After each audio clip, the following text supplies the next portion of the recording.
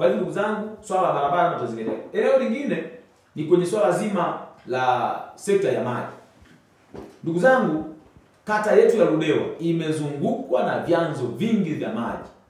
Sasa kama imezungukwa na vyanzo vya maji na kwenye kata yetu hii hakuna sehemu maji yanachukuliwa bila kutumia umeme wowote, lakini cha ajabu hapa mjini hatuna maji.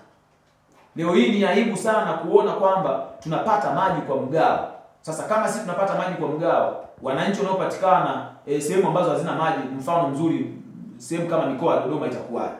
Sisi Ludewa tuna vyanzo maji kila kona. Sasa ninasema kwamba kama nitapata ridhaa ya kuingia kwenye baraza la madiwani kuwawakilisha wananchi wa kata ya Ludewa, ni lazima nikahakikishe ninakwenda kufuatilia miradi yote inayoletwa Ludewa, hii miradi ya maji.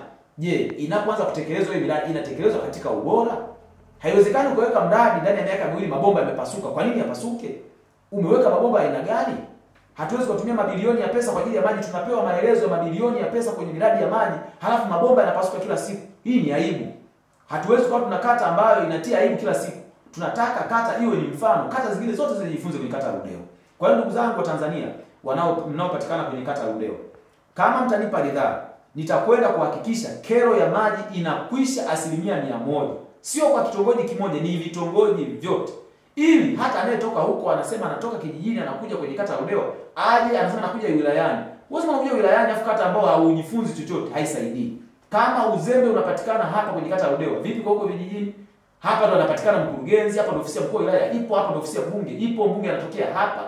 Halafu mambo ni ya aibu kiasi haiwezekani. Kwa hiyo ndugu zangu, wananchi wa kata ya Ludewa, mnahitaji kumchagua mtu ambaye ni jasiri, anaweza kwenda kusimamia hoja anazoziibua ambazo ni kero kweli kweli, kwenda kusimamia pale baraza la madiwani. Ndugu zangu, kwenye swala la maji